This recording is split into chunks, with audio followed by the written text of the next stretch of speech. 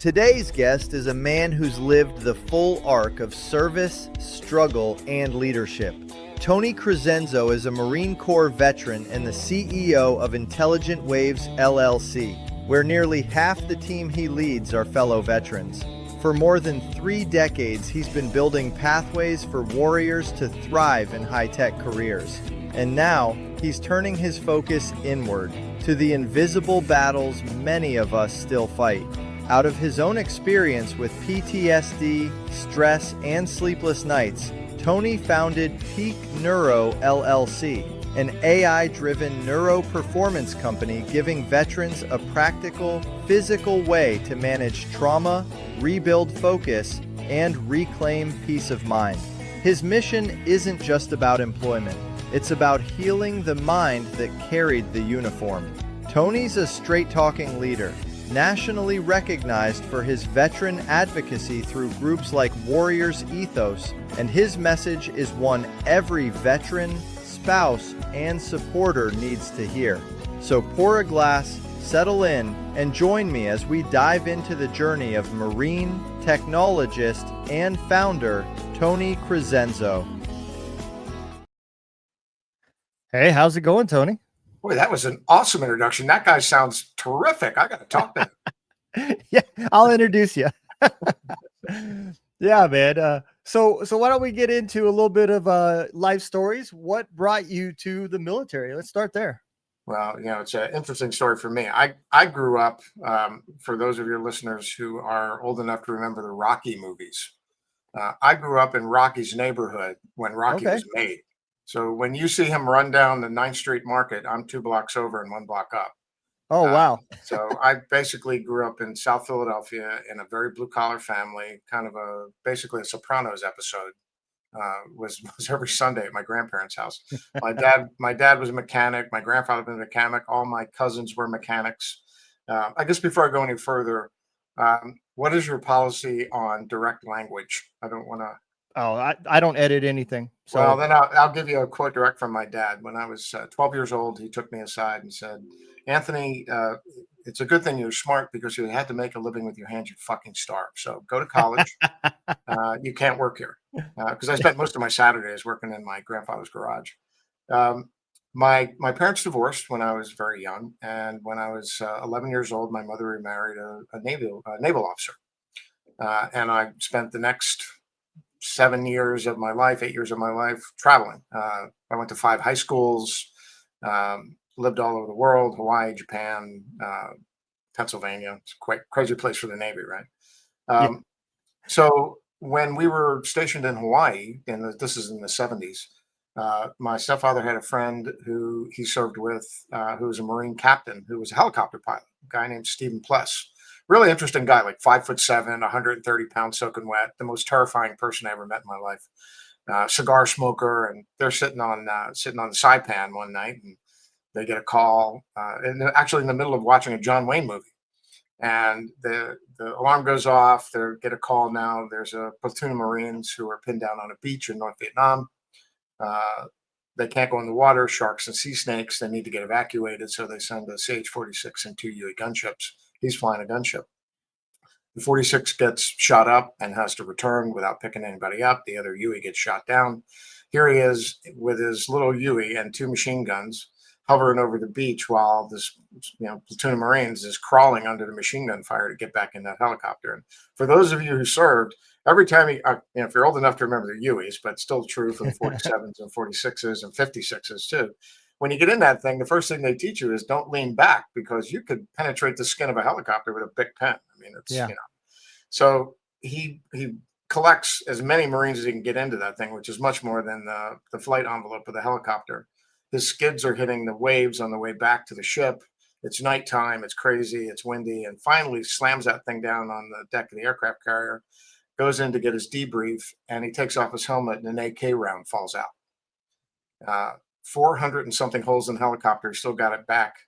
I met him because I didn't know it at the time. I was a youngster. He was on his way to get the Medal of Honor. And interestingly enough, I thought I would see him again. Unfortunately, he transitioned. He wanted to become a jet pilot, wanted to become a fighter pilot. and he was a motorcycle guy, and he liked to jump his motorcycle over the bridge in Pensacola. Except Mm. one day he didn't make it. Oh, But wow. every person who was there who witnessed the event swore that on the way down, the entire way he was going into the river, he yelled "Hoorah!" So that was a pretty inspiring guy. Yeah. I'd also say years later, when I was a freshman in college, I made a wrong turn on the way to a Charles Corrupt lecture and ran into a Marine recruiter. Uh, and just for the kids in the audience, if you're thinking about joining the Marine Corps to spite your parents, that is not a good idea. It will not end the way that you like. So I had a bit of a bumpy start. I was one semester away from graduation. I had graduated from officer candidate school, ready to get my commission, and I was dismissed from college for not paying my bills. I essentially put myself through school, ran out of money, Yeah. so I enlisted and just figured, hey, I'll pick it up later. So I'm one of those rare guys who's both an OCS and boot camp graduate. Uh, I went to Paris Island. By the way, when you go to boot camp with an SRB, a service record book that's got OCS in it, the drill instructors are not very friendly to you. But I did find in boot camp. I had a very atypical Marine Corps career. I was assigned in my first 4 years. I had 3 permanent changes of station. I was assigned to 3rd Land Battalion and then detached for temporary duty to 2nd Fad Battery to Beirut in Lebanon. Back and forth a number of times. I wasn't permanent personnel, so I got to go in and out, unlike some of the folks who were stuck there for a while. And after the bombing, I was reassigned. I came back and I spent 30 days at a unit called Marine Wing Weapons Unit 2, which is a very highly classified unit that doesn't exist anymore, that's responsible for some of the weapons that go on some of the aircraft. And after 30 days, I got a notice I was being transferred to a reserve unit in Trenton, New Jersey, on what's called independent duty. Here's the irony for kids in the Marine Corps. If you're thinking of joining, the top 10% of Marines wind up doing one of 3 things. Cool stuff like be a drill instructor or be a recruiter. And by the way, nobody joins the Marine Corps to be a recruiter. That sucks, ladies and gentlemen. Nobody Yeah. wants to do it, but and the better you are at it, the longer you have to stay. Yeah. And third one is, of course, is independent duty, where you go and you train reservists. Well, I had no idea why I was getting sent to an artillery battery. I was an O2, as an intelligence guy. Turned out, this is at the very beginning of the really computer era in the Marine Corps. I worked on was called a green machine, portable computer. And why was it portable? So you could put it in a Jeep. Had an 8-inch diskette. So I got cross-trained as a programmer, and I got some training in how the Reserve Manpower Management System worked, because NCIS was investigating the unit. There were improprieties in the way that they were joining reservists to the unit, and they were bleeding money, and nobody could figure it out. So essentially, I went there assigned to NCIS, or back then it was called NIS, and worked undercover for a little less than a year for an admin chief. I went in there with basically a fake SRB, fake record book that said I was a unit diary clerk, payroll clerk. And after about 8 months, I figured out what he was doing. He was creating people in the manpower management system that didn't exist. And back then, reservists could drop whenever they wanted to. So he would join you for 3 months and drop you just before the financial audits.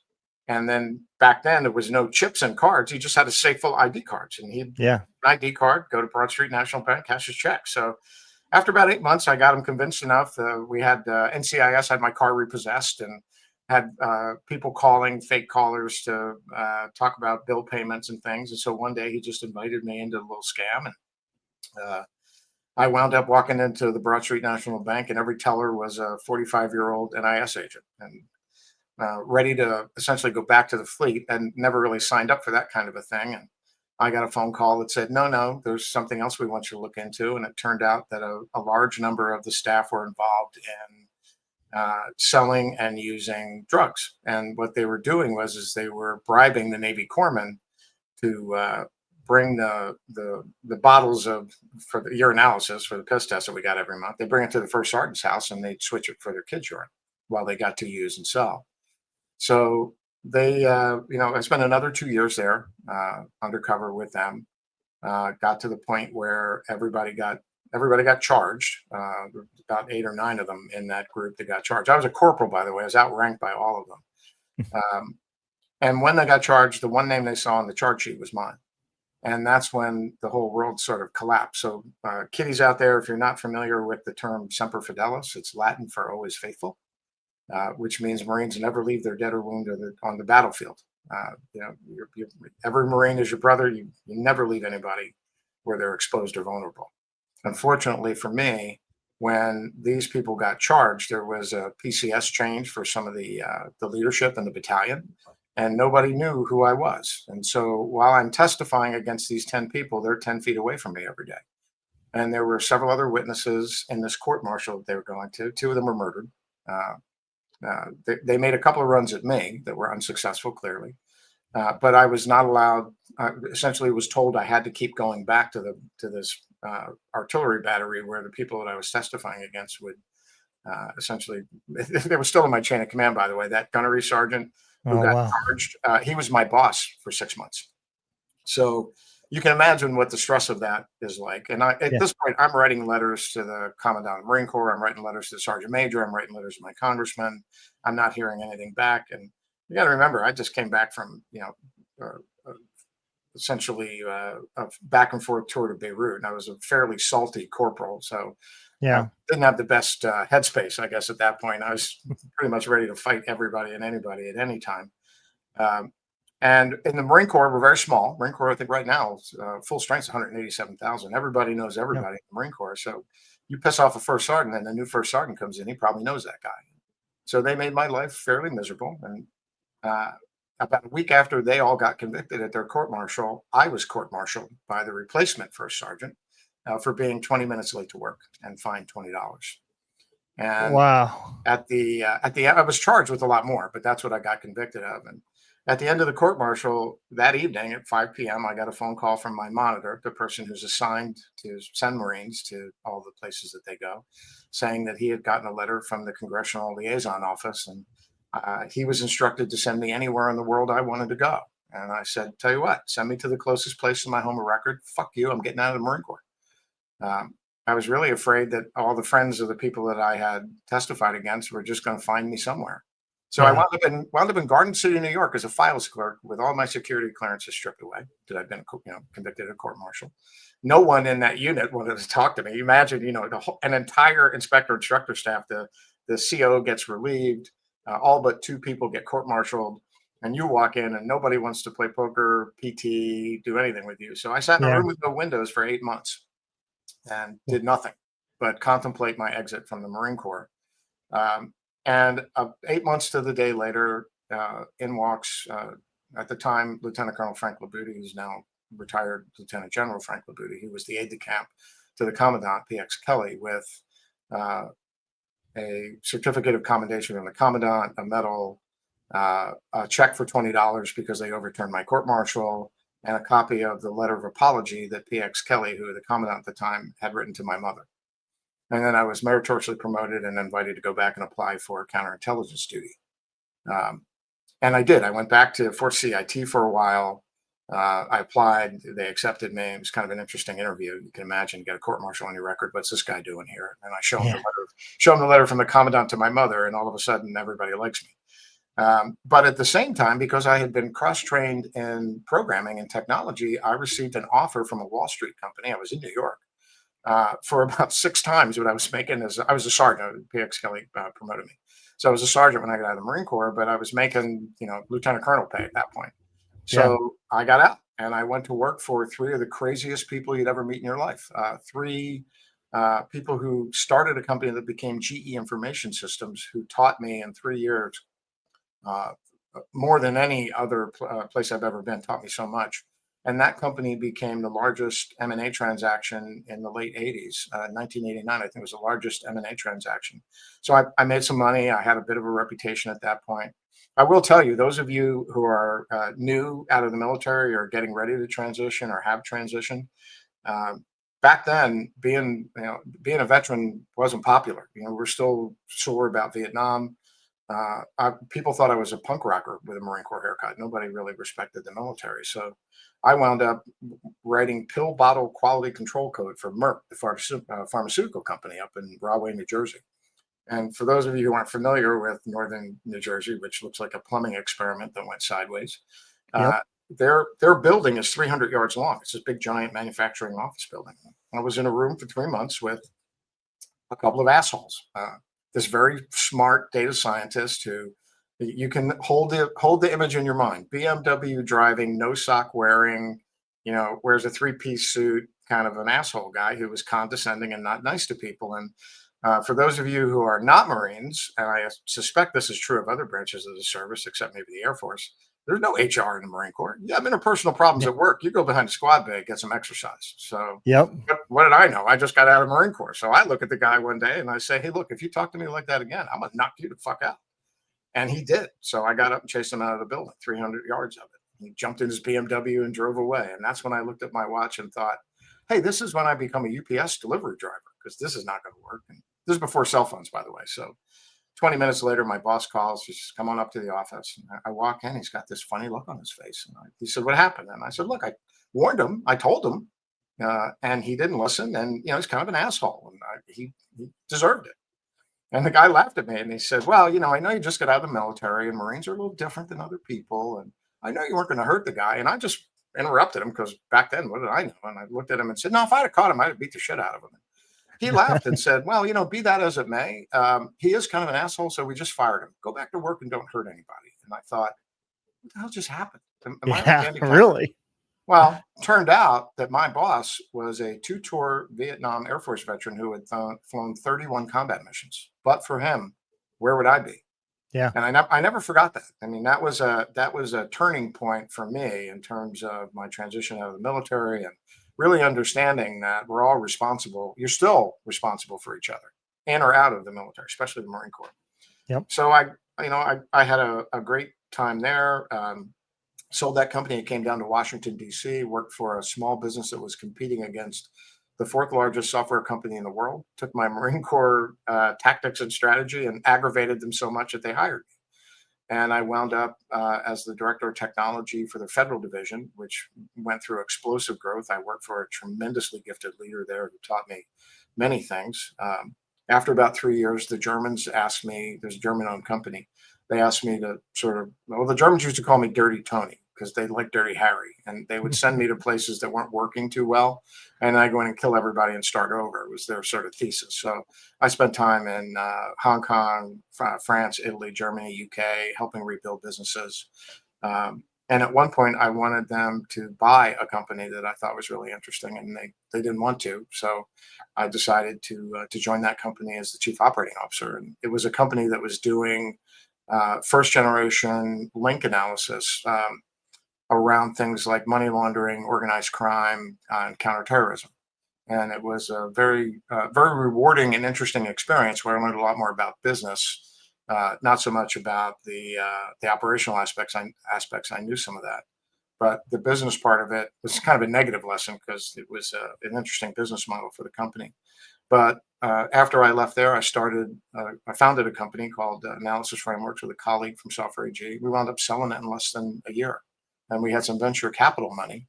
So the venture capital folks that I worked for and worked with kind of made me a CEO in residence, and then dropped me into as the CEO a company that was founded by two folks who worked at Next Step.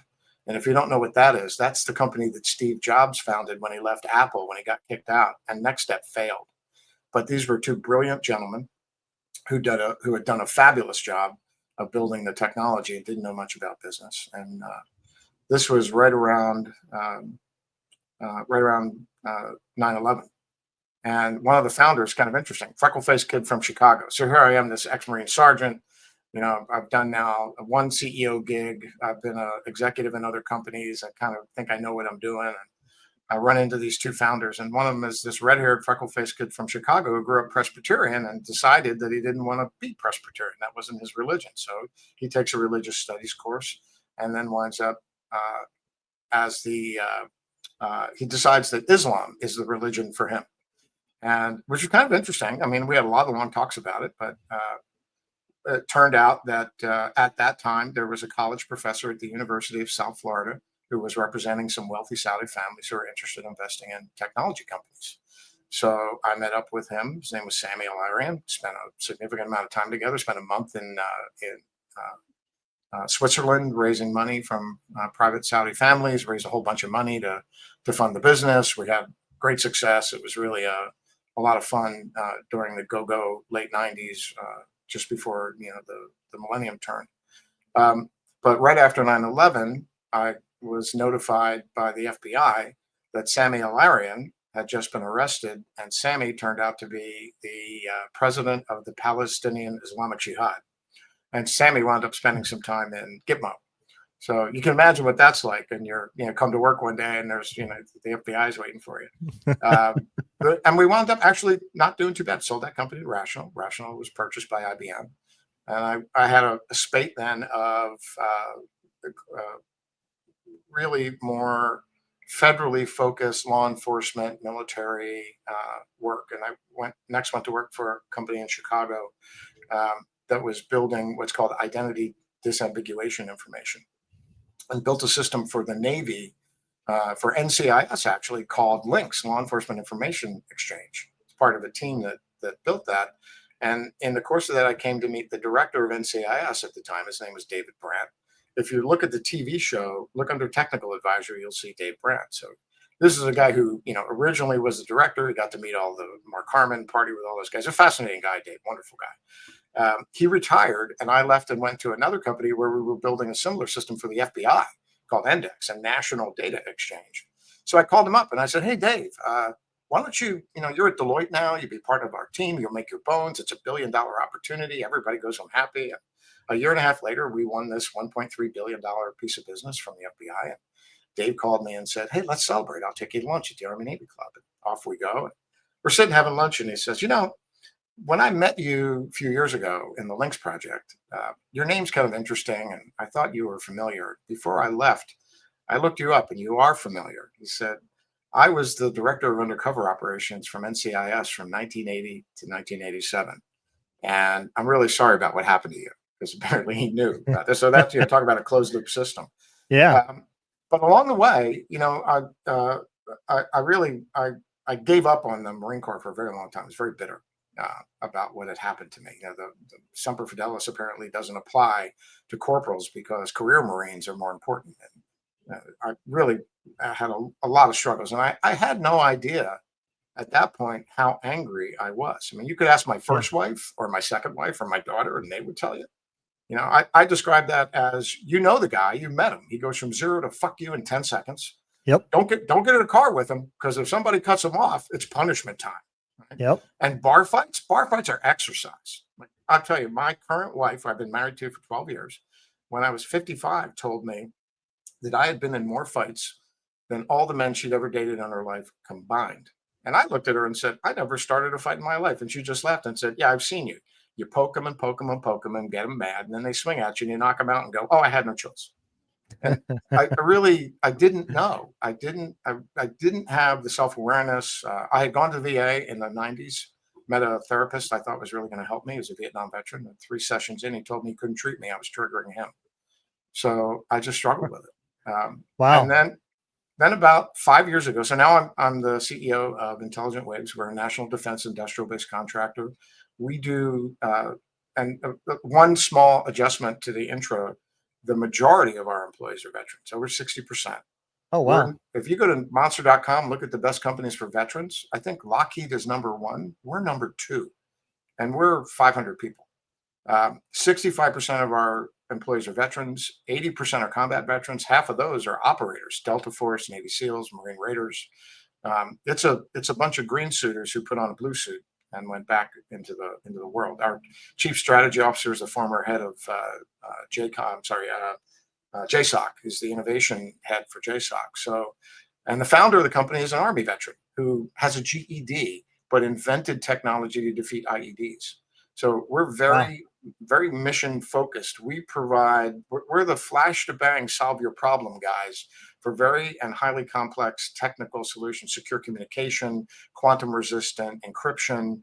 But among some of the other things we do is we do work on the F-35 program, very highly classified work, but work we do.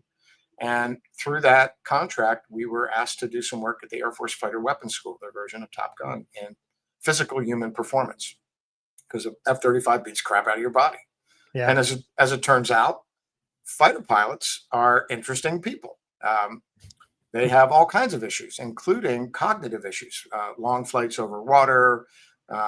Imagine you're in Las Vegas. You get up in the morning, you go to the flight line, put on your poopy suit, get in your aircraft. You're going to fly 7.5 hours to the other side of the world through 2 refuelings. You're going to perform a very high stress mission, typically a reconnaissance style of mission. You're going to tank up twice on the way back. And when you get home, you land the aircraft, you take a shower, you get in the car, and your spouse calls and says, "Hey, we got to go to a PTA meeting tonight." How does that work out? Yeah.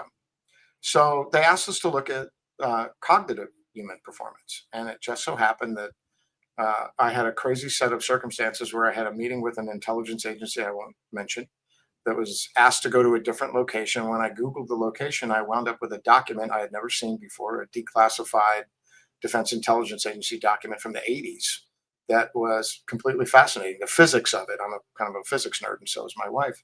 And I wanted to experience the technology that they were talking about in this document. So I went down and I tried it, and I realized in 6 days, it completely changed me.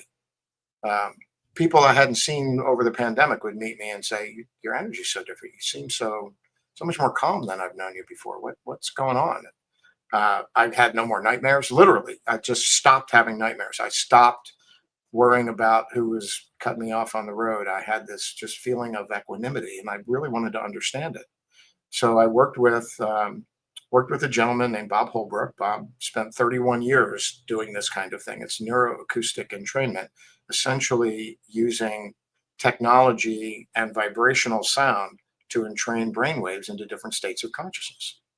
And it doesn't matter whether it's upregulation or downregulation or sleep. Sleep is a huge issue in the military. So I'm currently 64 years old. The average 64-year-old gets 18 to 22% of their sleep is physically restorative. Mine is 64, and I don't even use the technology anymore. So I spoke to Bob, and I said, "Wherever you are, I'd like you to come here, and I want to build something for the military. I want to build something for veterans." This has been an amazing experience for me. And we spent the last 2 years investing in and building this platform that is delivered through earphones. There was a study done several years ago by the Air Force around PTSD treatment and success rates. And the farther away you are from home when you have PTSD and go for treatment, the lower the odds that you'll successfully overcome it. The closer to your home, the higher the success rate goes. So if you're lucky, in the 5 years I've been at Intelligent Waves, I've had 8 different veterans go sideways in the middle of a day. Sitting on a flight line at Elmendorf Air Force Base, they get a smell, a sound, it triggers them. And 3 hours later, I'm on the phone with their wife telling them we're going to find them a program to put them in, if we can get them in one. So delivering to the point where you can sit in your house and do it, it was something that we wanted to look at. So forget about the business part of it, just the fact that I've been in companies. This is Intelligent Waves is the 8th company that I've run, but the last company I ran, we hired a young Marine, just got out of the Marine Corps, 2 tours in Iraq, tour in Afghanistan. 3 weeks in, he jumped off the 4th story of a parking garage on a Sunday, and he knew on Friday he was going to do it. Spent the weekend with his family, wanted to say goodbye to everybody. He didn't die. He was, unfortunately for him, he was a radio man. He landed on his legs, broke his hips, but it didn't kill him. Now he's a veterans counselor in Loudoun County, Virginia. That's a success story. Yeah. So what this technology does is it targets states of consciousness that are capable of inducing reductions in anxiety and trauma. So currently how we treat trauma is you go to a psychotherapist, and a psychotherapist wants to talk to you. And I know you've been downrange. The only people I want to talk to about my shit are people who are in my shit. Yep. If you haven't tasted the same mud as me, why the hell would I ever want to tell you about my stuff? Because you have no idea what that's like. You just can't possibly know. It's funny, you know this because we have a kind of similar background. War isn't like the movies, man. It's a fur ball. You don't even know who you're shooting at half the time. Nope. So what was really, I think, most compelling about it is that it works. It works whether you try or not. For me. I mean, it was an incredible experience. So we decided to put this all together. Um, we have been working now with some veterans, and I'm going to talk to you about one, and I'm going to give you his name because it's you just can't make up how life sort of brings things to you. I have a friend that I worked with. I was a management consultant for several years. I spent a lot of time around the Washington Beltway doing strategy work with some of the larger systems integrators. Harris was one of them, and SAIC. And I ran into a gentleman by the name of Bob Morgan, who was the CEO of Morgan Franklin. And Bob is a fascinating guy. I describe Bob as I'm the second luckiest person I know. Bob's the first luckiest. Bob ran an organization where everyone had Yankee white clearances. And if you're not familiar with that, that's proximity to the president. They ran the White House Communications Agency. Bob's an electrical engineer, a Penn State graduate.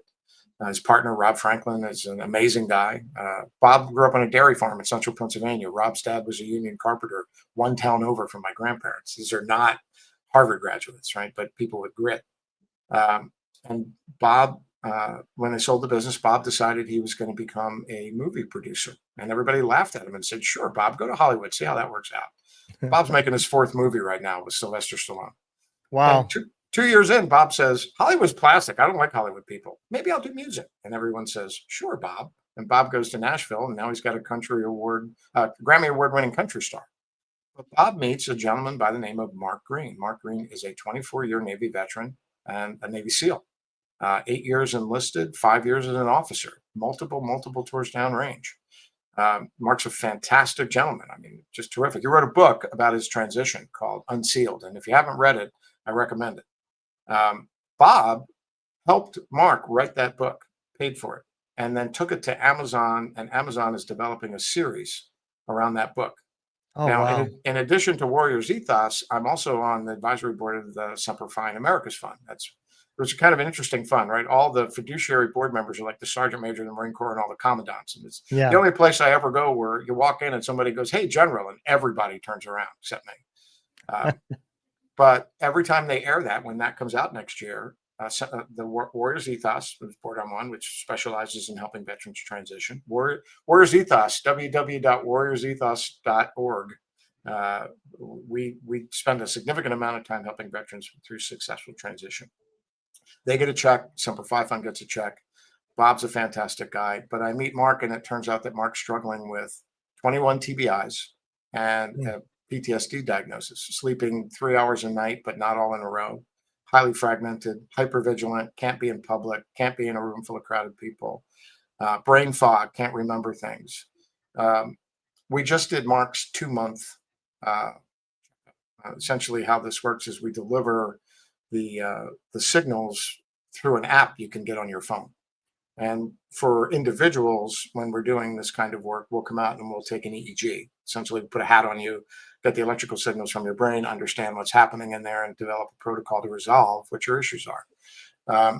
We just finished a white paper on Mark. In 2 months, his PTSD is about 80% resolved. His TBIs are almost completely resolved. His memory is better. He's sleeping 6 hours a night now without interruption. And he feels better. Like, I remember there are 2 quotes that really made a difference to me. After the first 2 weeks, he said, "I realize now I'm not broken." And after the second month, he sent us a note and said, "Thank you is not enough. I'm still amazed at what this has done for me." And so now we're commercializing this and we're taking out to the greater market. And if your listeners are interested in trying this technology, it's free. You can download it and use it for 30 days for nothing. It's www.peakneuro, one word, peakneuro.com. Right on the splash page is a link to the App Store or Google Play. There are some exercises on there you can try. If you're a veteran, you can email us and we'll work with you for nothing. It's a life changer. We're working with first responders now. Actually, I just got back from a meeting in Austin, Texas, with some Formula One racers. Turns out fighter pilots and Formula One racers have an awful lot in common, including having great hair. I can imagine. So we spun off Peak Neuro to really address both the commercial market, Intelligent Waves, which is the company that I run as a CEO. We're really focused on veterans, not veterans, active duty military and veterans through the VA. And we're just now, it's funny, I had a meeting with the 7th, 11th Human Performance Wing of the Air Force the day after the shutdown. So I didn't get to have that meeting. But we're making this technology broadly available. We have tons of data around it now. It's AI based, so we can literally read your brain signals, understand what needs to happen for you, reprogram the entrainment, and deliver it to a set of headphones anywhere in the world. Um, Wow. and things like sleep are really important. There's kind of another issue around sleep that people don't think about. Um, I just gave a talk at Columbia University several months ago. They have what's called a Blue Sky Conference, and there's always a theme. And this year's theme was AI and health. And Columbia is the nation's oldest teachers college, so I went up with sort of a focus on education. And as it turns out, in a 6-month random controlled trial that we ran with a research institute in Virginia, 161 participants, with after 6 days of using the entrainment, we measured over 6 months what happened to people, and their sleep improved. Their slow wave sleep improved by 16%. This is 6 days of entrainment and nothing else, no follow on, which you would do normally. Their sleep improved, their their memories improved, and for veterans and first responders, their ability to recognize threats went up 9%. And so when we talk to fighter pilots about that, their response is, well, 1% is the difference between life and death. Yeah. So what we didn't really focus on, but we saw, was these huge increases in neuroplasticity. And neuroplasticity is your brain's ability to create new synaptic and neuronal connections. In other words, to learn and adapt. When you think about it, the electrical system that runs your body, your brain's EEGs, they are, for each of us, the sum total of your adaptation to your own life, which means that they're completely malleable. You can change them. And lest you think that I'm brainwashing you, that's not what's happening. We're creating a frame or a state. So if you want to run a marathon, you better be in a state of mind to run a marathon, or you're Yeah. not gonna make it. You want to go to sleep, you got to be in a mood, you got to be in a frame to sleep. So we're creating these states that allow you to do the things that you want to do. Um, so as we started to roll this out, we started to realize that neuroplasticity was a huge deal. And so here I go up to this teachers college, and everybody's talking about how AI is the democratization of education. And it is. Right? It's kind of funny. It used to be you had a rotary dial phone. Those of you who are old enough to remember the rotary dial phone. You stand on a chair, let the cord untangle, and there's one Yep. phone in the house.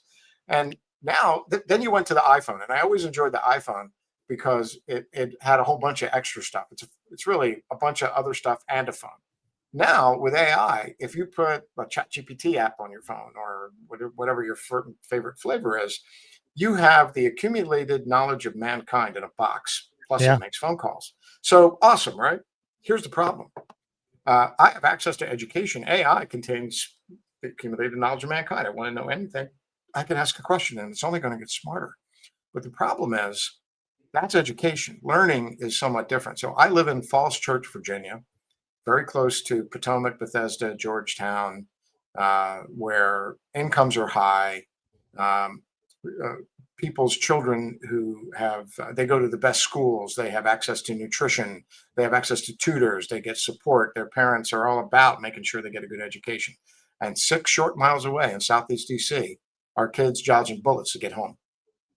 Both parents work. Maybe they don't Yep. even have both parents. They're not food safe. Their ability to learn is impeded by that. Yeah. But if we can increase your neuroplasticity through just listening to sounds on basically we embed this in music, we embed it in white noise, pink noise. You don't even have to concentrate on it. But our sleep signals they essentially induce a circadian rhythm that creates the slow wave sleep that restores your body, and the REM sleep that restores your emotions. So the result of that is we get these very large increases in neuroplasticity, and now we have the ability to democratize not education but learning, that everyone has the same access to use their mind in the most efficient way. And it reduces, and it's kind of funny, you get into this sort of state of equanimity after you do it long enough that your stress levels just never really go up. Um, and it's not just one thing, by the way. I mean, if you put these headphones on, you do it once, it's going to feel really cool. That doesn't mean that it's changing your baseline.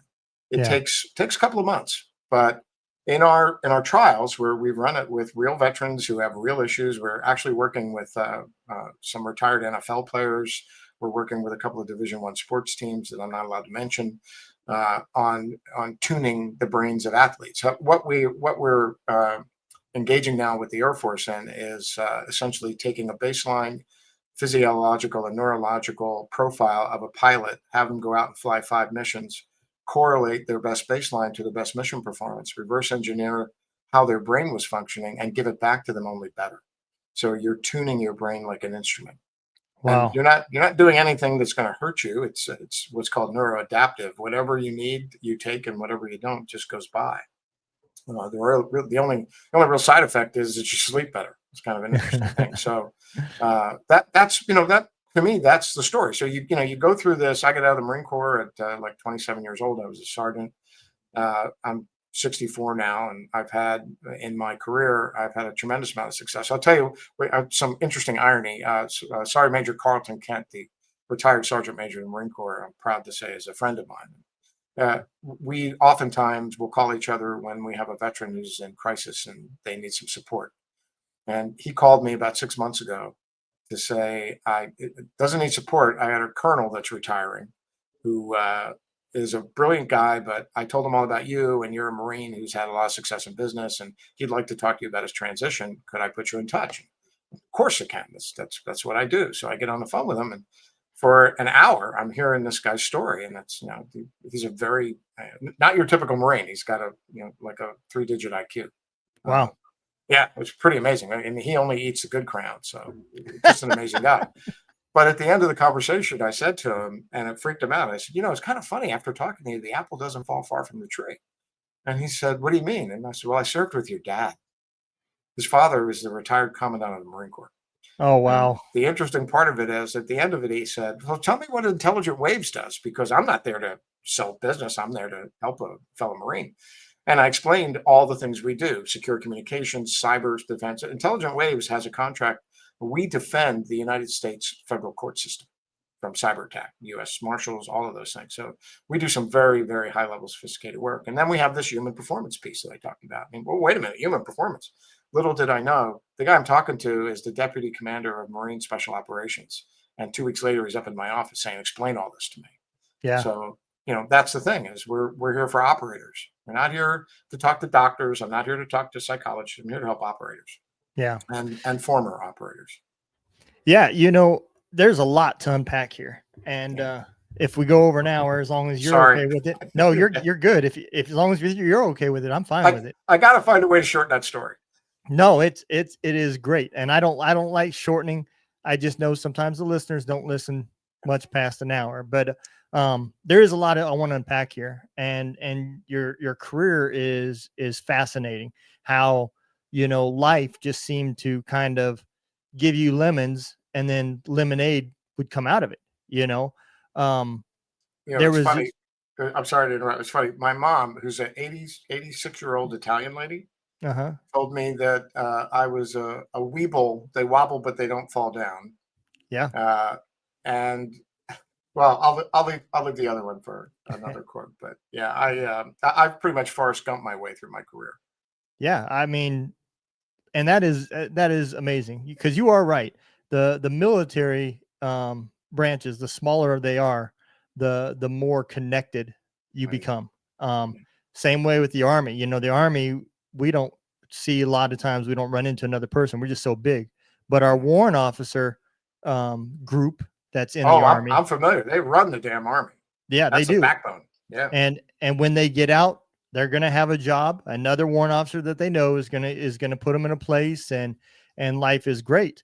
Um, for the most part, the thing that I want to unpack is more on the research that you're doing. Mhm.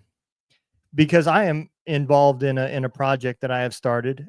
We'll talk about it after this, but it really goes along with what you're saying with peak performance and everything else.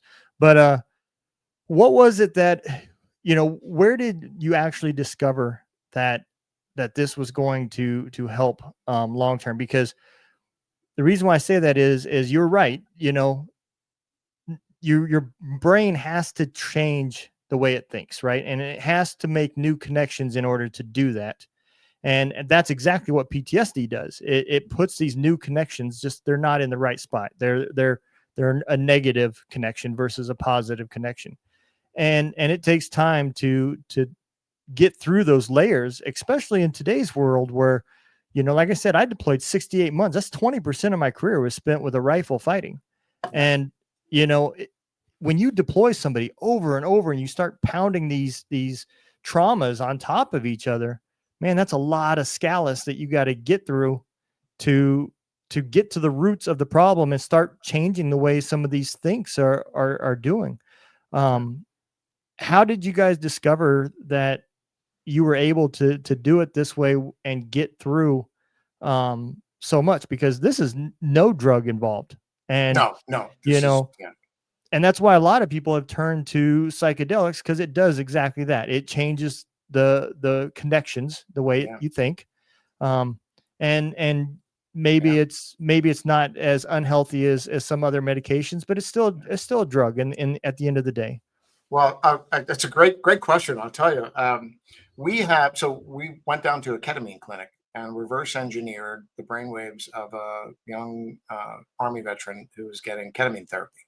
Mm-hmm. And you can put those headphones on and get about an 80% equivalent experience without the drugs. And Wow. I've also, I like you, I spend a lot of time with veterans, and the psychedelics are really one of the only things that they will swear by. Yeah. We had a former Ranger, 7 tours downrange. You talk about your 68 months. I had a former employee here at IW who was a Navy joint communicator in special Mm-hmm. operations. 7 years he was downrange. The guy's 33 years old. His entire adult life he's been in combat. What Yeah. does that do to you? Yeah. And what happens is your body comes home, but your mind never leaves. Never. Yep. Like I can tell you, 30 years for me, I'd walk in a room and somebody who didn't know me said my name. I immediately wanted to start punching them until my arms got tired, because I just figured it was somebody who remembered me from somewhere, Yeah. or was looking from the days I was undercover. Um, we don't know how long it lasts, and it's kind of funny. I get this question all the time from neuroscientists. How long does the entrainment last? And what I can tell you is that I haven't used our sleep stuff in a year and a half, and I still get the kind of sleep that I get. But no one that because it's fairly new, right? This is just a couple of years old. No one that we're testing this on is willing to stop. So I can't tell you. I can. What we do is we'll give you a protocol, which is a half hour a day to listen to something. Mm-hmm. Sometimes it's twice a day. You listen to the sleep stuff while you're sleeping. You're not even aware. And every 2 weeks we come and we pick up an EEG from you. And we're working on being able to do this remotely. Send you a device, you put it on, it delivers the signals, it delivers the sound, all those things. But on a 2-week window, we'll come in, and before we give you the next thing, we'll just see how your brain is doing without any entrainment. And we can watch in 2 weeks changes, and the changes compound and they accelerate over time until you get to a point where you're essentially, it's like working out, right? You can't lift 100 pounds on day one. So you start with 10. Some people can start with 20, some could start with 30, but it's all based on your own neurophysiological profile. Now, it's not the same as if you go download that app. We're going to put 4 representative things on there. It's a trial app. It's not the whole thing. But the way that we designed it is we can deliver for each individual person that app. So I talked earlier about how your entire neurophysiological system is an adaptation and it can be changed. Well, so what happens is we're tuning your brain like a sports car. You go from A to B, and once you get to B, we look at it and using our AI, which is essentially 30 million pages of research documents, hundreds of thousands of publicly available EEGs, tens of thousands of QEEGs and MEEGs and functional MRIs, and hundreds of EEGs from people that we studied very deeply. We can have the AI look at that and tell us how to close that gap, because we're essentially getting the accumulated knowledge of every neuroscientist, neurophysiologist, et cetera, on the planet. And I'll tell you something else kind of interesting. I told you in the beginning, I got kicked out of college. I went back and I did some things, but I always thought it might be fun to be a college professor at some point. And then Hmm. I'm going to tell you something. You know, an expert in academia is someone who knows more and more about less and less until they know absolutely everything about nothing. And most academics, you go to them and say, I want to treat PTSD. And they say, well, you need to talk to an abnormal psychologist. And you go talk to the abnormal psychologist and say, I'm going to treat it with neurophysiological induction. And they say, well, you need to talk to a neuroendocrinologist. And nobody wants to talk about the entire problem. They only want to talk about their piece of it. So we took a holistic approach. We brought in a neuroscientist and neurosurgeon from Harvard Medical School, who's the chief neurosurgeon at Brigham Women's Hospital in Massachusetts. We have on our medical board the retired surgeon, deputy surgeon general of the United States Air Force. We have Arnaud Delorme, who is the neuroscientist who invented something called EEG Lab, which is the software by which all neurologists look at this. And we had them come in and help us figure out how to do this. And the funny thing is, I think that most of them have been waiting most of their lives for someone to just come and ask a question. So we're not scientists, we're engineers. We solve mission problems. So we Right. didn't look at this as a scientific solution. We said, how do we solve the problem? A couple, like, how do I stay combat effective on 3 hours sleep? Let's figure that one out. Yeah. Because if you've been in the military, who sleeps? Even when Yeah. you're sleeping, you're not sleeping. But we developed over time the ability to entrain your brain into a state where not only are you getting all of the restorative properties of sleep, but you're still awake and lucid. So, what was the problem set for us? It wasn't an internal review board academic panel focus thing. We said, if I put two Lance Corporals in a fighting hole in Afghanistan and they got to do 2 hours on and 2 hours off for a month and not have a shower, how do I keep them vigilant enough not to get their throats cut in the middle of the night? That was our thing. So Yeah. we looked at that and said, okay, well, I can have one guy be awake and the other one be so down regulated that he's still lucid enough to know if somebody's coming, but the back of his brain is working and the front of his brain is shut down. So to go back to the PTSD thing, when we go to therapy, we talk. It's talk therapy, Hmm. which means we got to relive that shit. Nobody wants Yep. that. I don't want to talk about that crap. I might talk to somebody I was in it with, but I don't want to talk to anybody I don't know. And that involves meaning making. So you have this autobiography. It's my whole life, and this thing happens to me, and now I got to try and figure out how to fit it in.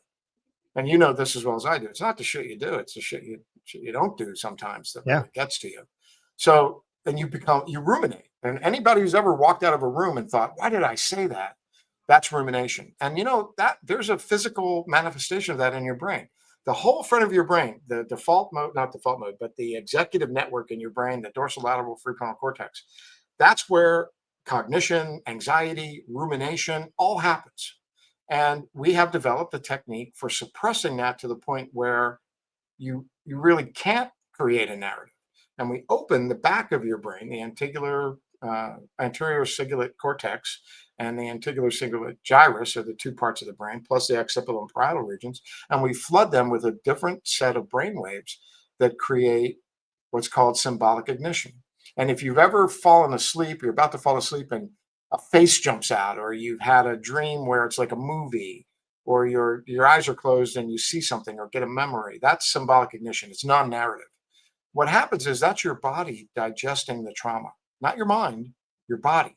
And so that's what's called semantic, which is talk therapy, versus somatic, which is physical or interoceptive digestion of that trauma. And it works so much faster. So literally, we see trait level changes, not state level is for the length of the entrainment. I feel good when I take the headphones off, it's over.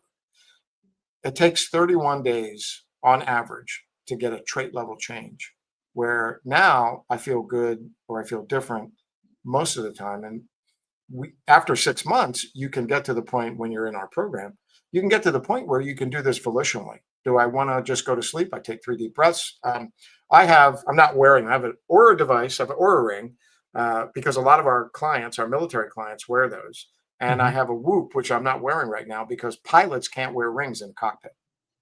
And it's a great way to look at your physiology. How's your sleep? How's your stress? And if you were to, I look at, it takes me 3 minutes to fall asleep at night on average. Wow. And then now go look at every other 60-year-old on the planet, and none of them are sleeping. Yeah. We're working with Columbia University. We're starting a project here very shortly with the participants being the president and provost of the university. And one of the professors, Xiaodong Lin, who is a world famous lecturer at the UN and NATO, who's a cognitive psychologist. She's writing a book on failure with Simone Biles and Michael Phelps and how to overcome failure and make that part of a success loop. She never sleeps. When I talk to her, it's usually 11 o'clock at night. 3 months ago, she said, I'm going to China for a series of meetings. Can I get the sleep stuff? And she's sleeping like a baby now. Now, I know because her husband tells me, not because she tells me. So, we took a very practical approach. And I have to tell you, it kind of started out like invite somebody over for dinner and then go, hey, come down in the basement, listen to this thing, tell me how it makes you feel. Over time, we got more. Look, I'm a Marine sergeant. I started with the crayons. It took a while to get to like a computer, right? Yeah. So that's for scale, you have to be able to deliver it at the point of presence, where it has to be easy, it has to be cheap, it has to be accessible. You can go get treated for PTSD at a clinic that will do focused ultrasound, where you sit in a clinic in a chair where they shoot a beam of energy into your brain. And that will work for the 35 minutes they do it. And then you go home and you're still pissed off again. So, we were really focused on some longer term studies to see whether or not this was really going to help. But I can tell you, as a guy who's been through the tunnel, that it's an amazing. The thing that bothers me the most is I didn't learn about this till I was 60. So I spent 30 years in a place that I shouldn't have been. Yeah. And it's, there's no regrets and no bitterness about it, but I just think back and think, man, if there was anybody who could have done something for me back then, and I'll bet, I don't know about you, I get this whole, you should go to the VA, you should do this, that. And most guys are like, man, I'm not, there's so many people more fucked up than me. I'm not going. That's not for me, but it is for you. You just, we're all built that way. We're built not to, admit that we're vulnerable. And this way allows you to do it in a closed room. Nobody's looking. You can be as vulnerable as you want. Yeah. I would tell you, back to the psychedelics, it took me 6 months of using one of the exercises that Bob Holbrook built.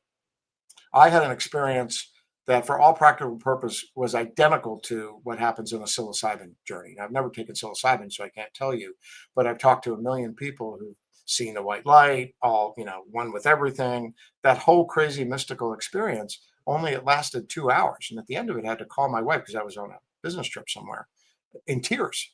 Just an incredible thing. So if you can duplicate that naturally, you can teach yourself to do it without drugs, without psychedelics, without all of the crap that you put in your body, the better off you are. That's why I call myself the second luckiest person I know, because I was fortunate enough to find this. And just a little fun side note, when you do this long enough and you look at an EEG, we can look at EEGs of Tibetan monks, Buddhist monks who've been meditating for 30 years sitting on a cold floor, and your EEG is going to look just like theirs. Wow. And you don't have to sit on a cold floor. You can do it in about 6 months if you do it every day. It's pretty amazing. Yeah. Well, let me ask you this. What is it that, if somebody was to reach out to you, what would they be looking at as far as a cost? What is it going to cost them to start this process? Well, for an individual, it's a little bit different, right? We have programs that we do with elite sports teams, programs that we do with the military. We have programs that we do with companies. Just a quick aside, most people don't spend a lot of time in the C-suite. I'm kind of a weirdo. I've been in the C-suite for 30 years, but everybody thinks that all the people with a C in their title, right? We're all the big homogenous group of happy people. We all went to the same colleges and universities. We live in the same neighborhoods. We all think the same way, believe the same things. Our kids play together. And every Tuesday, taco night at the CEO's house. Yeah. When the reality is, and this is true in the military too, the reality is at the top, it's a bunch of borderline sociopathic elbow-throwing assholes who had to climb over the bodies of a lot of other people to get where they are. Yep. They're not team players for the most part. No. But I'll ask you a question. Tell me who you're closer to than anyone you served in combat with. Maybe your kids, your wife, something. But for the most part, I'll be honest. I think for the most part right now, it would be my dog, Yeah, there you go. you know, I'm a uh, I'm an educated CEO with a really aggravating volume of vocabulary. My wife would tell you she hates the words I use. And my best friend is a retired Marine CWO4 who's got a room temperature IQ. And he hit me once, and my grandfather yelled. And we are like brothers because we served together in some situations that were really crazy. And believe it or not, there's a neurological correlate for that. You have these things called mirror neurons in your body. So when you're downrange, like you're an Army veteran, downrange, you're on patrol. You ever look where the other guys are? No, you just kind of know. yeah. Um, we can recreate that for teams. So we have a team coherence program that we do for teams in business, teams in military, teams in sports that make you essentially move you into that field where you're as close to each other as you are when you're in the military. Um, so for an individual, you would, and again, this is all very new. We're just coming to market with it. What I would say is you go get the app and try it before you spend a dime on it. Just make sure that it works for you. Mhm. It works for everyone we tried it on, but that doesn't mean it's going to work for you. We want to make sure you're not wasting your money. There are 4 examples on it. One is a half-hour power nap. And I can tell you, I know that works. I spent 36 hours on a plane coming back from Barcelona, Spain, couldn't get home, wound up at midnight at JFK Airport, and had to rent a car. And by the time I got to the Maryland house, I was out of gas. So I put on the 30-minute power nap, and 10 minutes later, got in my car and drove all the way home. It was really kind of Wow. interesting. But there's an exercise on that program called Let Go, and Let Go was designed specifically for post-combat downregulation. And what you'll feel when it's over is clear. That's it. That's the word that 99% of the people who listen to it say. And if that works for you, if Let Go works for you, if Power Nap works for you, there's one on there I think called Quantum Coherence. If those work for you, then buy the app. And there will be a section there for anxiety and stress. Because Okay. PTSD isn't just for veterans. Everybody has some trauma in their life. We're Yeah. working now with EMDR therapists that do a lot of work with children who are victims of sexual abuse. And a child's brain is much different than an adult's brain, so it's not Yeah. something we can just give to someone. We have to work on that. But I would, essentially the name of the app is Peak Neuro, which is kind of right there. Uh, you can Google that. You can go to the App Store. You can go to peakneuro.com. There'll be a link. Download it. It's free for like 30 days. If it works, we'd love to get your feedback because what we're really contemplating is putting the entrainment sets into sort of tracks: a track for anxiety, a track for sleep, a track for studying, a track for wellness, a track. We have an employee, great guy. He's worked with me in 3 companies. He's a recruiter. And Norm, if you're listening to this, I'm talking about you. Uh, he's a Vietnam veteran. I mean, he's an old guy. Uh, Yeah. he went to the doctor a few months ago on a Thursday, his cardiologist, and the cardiologist said, "Don't go home. You go right to the hospital. If you don't, you're going to die. You need a quadruple bypass." So a couple days later, when they allowed visitors, I went over to Sam at Georgetown Medical Center, and he said they're going to be 8 weeks. He'll be up, be laid up. Uh, and I said, well, we're working on this other thing, this entrainment stuff. Maybe it'll help you relax at least, and maybe feel better. So we built an app for him that took all of about 6 hours. And he, sent me a text and said he really liked it. I never really thought about it. And I do a monthly town hall with our employees. And we get questions in advance. And one of the questions was, hey, we got this company that does this entrainment stuff. Can we get it? And I thought, boy, that was stupid. I never even thought to offer it to our employees. And so I brought a bunch of people in and said, okay, come on the town hall and tell them how to go get it. And then I got a text from Norm that said, I sure hope you're giving them that thing that you gave me because I got out of the hospital in 3 weeks. Wow. Because how does healing really work? Your body, people don't heal you. Your body heals itself. Right. Yep. You know this. You probably, if you've been downrange for 6 to 8 months, you had to work through some hard shit, either injury or being sick, and you got to get up and go. You got to put your head in the right place to do that. This is a way. It's training wheels because guess what? You don't have to do it forever. You do it. It's kind of like working out, right? I build up my arms, and at some point, curls don't work anymore. I need to do presses. So there are different exercises for different things. But once you get once you get the ability to sleep, I mean, like I said, I'm a year and a half into not using the tech anymore, to sleep at least. Yeah. And I sleep like a baby. Sometimes my restorative sleep 64%, never goes under, say, 40. Where again, that's, by the way, that's, if you're a statistics major, that's 4 standard deviations from the mean. That is a P5 statistically significant change. Wow. And that, for more than anything else, and I will tell you, I hope I don't piss off any football people. Veterans transitioning is really hard. I mean, you know that. You lose your identity, you lose your tribe. If you're a veteran, you're listening to this, I bet you've had the same thought I've had more than once. You run into somebody and you think, Jesus Christ, I killed more people than that asshole, or I killed Yeah. better people than that asshole. Yeah. And that's our currency. We look at that and say, your value is so low. Shit, I got more respect for guys I was fighting against than you. Yeah. That's kind of a weird place to be. And you want to not do that, right? You look at that and you think, wow, that's how how my adaptation has changed. I had to be worried about that and think about it. And you don't stop worrying about it when you come home, but we can help you do that. We can break that rumination chain that happens in that prefrontal cortex. And the Yeah. same thing, it's kind of interesting. I've had people who go through the trial on the program. We're conducting studies with subjects. And by the way, if you have listeners that are interested in being volunteers to test some of the new things that we're doing, we'd love to hear from them. If you want to send Donald an email, I would love to work with you. One of the things that we're looking at, so we know if you do it once a day for about 31 days on average, you'll start to see real trait level change.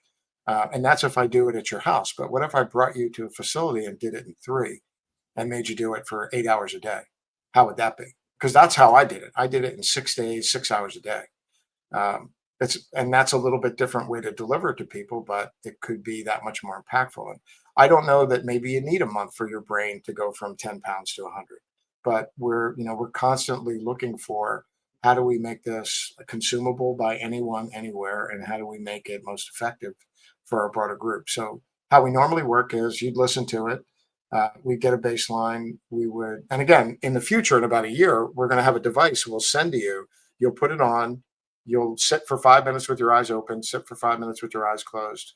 You'll close your eyes for a half hour, listen to something, and it will deliver to us all of the information that we take. We can put that into our AI, and it'll put back on that device for you all of the things that you need to listen to, and tell you when to listen to them and how often to listen. So there are, like right now, we have a group of folks that we're working with. Instead of a half hour of sitting in a chair with your eyes closed, 3 times a day with their eyes open, they listen to something for 10 minutes. And we're looking to see, do we get the same kinds of impact that way? So Wow. there's still a lot of work to be done, but we're at the point now where, we know it works, and we're working with now a lot of other organizations. There's I don't think I can say their name yet, but a company that sells a $200,000 device that has cold plunge, 800 nanometer red light, and they want to include this as part of it. We're actually, I'll tell you, one company we're working with is really cool. August Interactive. If you're a gamer, go look up August Interactive. Their games will be including our signals in the sound. So it's really was designed for post-combat stress reduction for younger troops and gaming. But because it's also a cognitive enhancer, it makes your speed faster in the game. And August Interactive is run by a former intelligence professional from a major intelligence agency. And the number 2 person in that company is a former squadron commander from Delta Force's Intel Squadron. Some very fascinating people. Yeah. Whose brains, by the way, are super healthy. You look at their brains, you're like, man, I wish I was like that. Wow, man, this has been an episode, man. There's, I'm all in on this because I have been looking for ways that one, we can improve our troops. 2, we can help our troops sooner than waiting until PTSD has hit them at rock bottom. Well, if you do it before you get to PTSD, you don't get it as bad. That's the thing. Let's prevent it. Yeah, that's exactly what I'm working on is a thought process to get our troops ready for whatever next conflict, whatever next trauma comes Yeah. Because there's nobody, and I am convinced on this. I don't think there's any conspiracy or anything like that. I don't think anybody, when we deployed the first time, said this is going to last 20 years. Mm. Yeah. Yeah. I really don't. I think, we just didn't fully think and about how do you conquer a country that doesn't have any borders. Mm. The only people biting those borders is you. Yeah. It's almost like when you're It's a kid artificial. playing tag. Yeah, it's like playing tag. Once they got to Pakistan, I'm on base. You can't touch me. you know and there was just no way to stop it, because it wasn't just there. It was Syria, it was everywhere. um I get and exactly what you're saying. Yeah. and Well said. I think that's what has caused a lot of this problem, because let's face it, we weren't a huge military at that time. We had been going Republican, Democrat, Republican, Democrat, and we always know what happens. The Republicans increase the military, the Democrats decrease the military. It's no Well, secret. and we wind up spending money on weapon systems, not people. Weapon Yeah, systems that we don't often use. right. Absolutely. Yeah. And at the end of the day, with that happening, it forces you to deploy that person over and over and over again, regardless of what's going on in their life. You know, Yeah. it was just such a big mission, man. Especially on the Afghanistan side. The Iraq side is one thing, but the Afghanistan fighting was a completely different fighting. The impact on the troops was harder. The environment was harder. The people the resistance we went through was much harder. Yeah. And at the end of the day, man, we just added other countries. The unit I was in had troops in Afghanistan. Now, mind you, we're 300 person battalion, right? Our regiment's a little bit bigger than that. There's 4 battalions, so we'll call it 1,200, 1,500 people in the whole regiment. Wow. Which is like a 1,200 brigade. a battalion. Yeah. Wow. I In the Marine know. Corps, anyway. Yeah. So you're really understaffed. Yeah. And, we were on the special ops side of the house. But we had troops in Southern America. We had troops in Korea. We had troops in the Philippines. We had troops in Iraq, Afghanistan. Yeah. We had the Iowa National Guard come and run the base in Georgia. Wow. Because we didn't have anybody left in the rear. Everybody was deployed. And all you did was rotate. 3 months there, 3 months back, 3 months in another place, 3 months back, 3 months in another place, and a lot of times you didn't get that 3 months back. Something would happen, unfortunate, and they would need another body. Well, I'm really glad you're not bitter about it. No, no. I just, my thought process is, okay, it happened, get it. Yeah. Let's fix the root cause. Let's not let it happen again. And the root cause to that is either you limit how much you can deploy troops, which will cost people much, much more, or you come up with a way to fix the injury before it becomes a handicap. Yeah. Well, no different than a broken arm or a broken foot, twisted ankle, whatever. You need some time. You take that time, you heal, you're back on the battlefield, and I think there's a lot of veterans out there that would appreciate that, because the one thing we don't want to do is not look like the guy to our left or our right. Yeah. And I think that's one of the problems that you brought up with the VA. We go there and we see these elderly veterans that are in very bad shape, and we don't want to say that we look like that. That's broken. I don't want to be that. And so you just don't go back. You're like, I don't want to see that no more. I'm good compared to that guy. Yeah. Very well said. Yeah, you know what they're saying? I'm good compared to that young guy. I'm doing great. Yeah. Yeah. We're all fucked up. Yeah. So I'm going to bring you forward and give you the opportunity to tell everybody where they can follow you, keep up with the research and what is going on. And if they ever want to get in contact you, how they can do that. So you can reach me at Peak Neuro at it's first name dot last name at peakneuro.com. I do look at email there. Go to www.peakneuro.com, one word. You can see it right up here. Or for the defense business, it's intelligentwaves.com. Intelligent Waves works exclusively in the federal and international defense market. So if you're unless you're on active duty, we'd love to hear from you. If you're a military person responsible for your for the welfare of your troops. We'd love to talk to you about what we're doing. But if you're an individual, Peak Neuro is the place to go. Um, and we'll put up on that website some templates for people who want to sign up for the studies. They're relatively short. They don't involve a lot of travel, but I think they're very rewarding. Our biggest issue right now is just making sure we have the right people. Part of what we're learning as you're doing these studies that are getting submitted to scientific journals is that you have to reduce the number of variables. So, we thought heterogeneity, having people with all different kinds of backgrounds was a good thing, and I still think it is. But for a study, you need people who have very similar backgrounds. So we're putting together a study now with 20. We want to have 20 veterans who have both PTSD, have a diagnosis of PTSD, and TBI. But if you're just a veteran struggling, reach out anyway, because if you need help, we want to be there for you. And you can also go to www.warriorsethos.org. That's a nonprofit that I'm on the board of, run by Command Sergeant Major from the Air Force, John Farrell, an amazing man who runs that.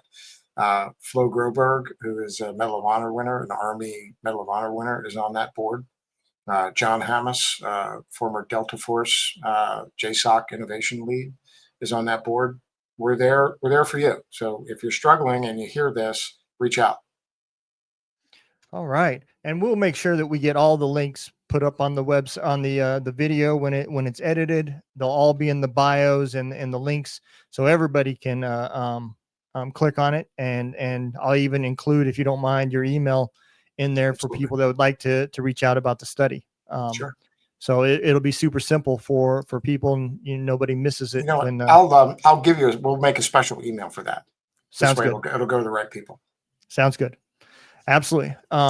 So I hope everybody out there got something out of this. I know I was just amazed. Man, finally a drug-free, something that looks promising with a drug-free method that doesn't involve counseling and everything else, because we all know, especially the guys that have made it through the other side, you have to undo all those connections, those negative connections in your life. And right now that means either stay medicated so you ignore them, or find a drug that will reroute them for you, say psychedelics, or sit in a room and talk about them and let somebody else convince you that, you don't need all these guns and life is safe and people are happy, Ain't that the truth?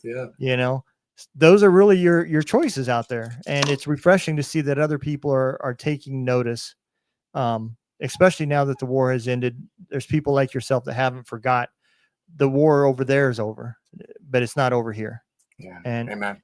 Well said. That's a big refreshing note. So I hope all of you guys like this show. I hope all of y'all like, subscribe, hit the bells, everything. Reach out, comment, tell me how much I'm looking like Santa Claus with this beard, whatever. Like to hear from all y'all. Y'all take care. Be safe. Don't forget, don't let the day kick your ass. Kick the day's ass.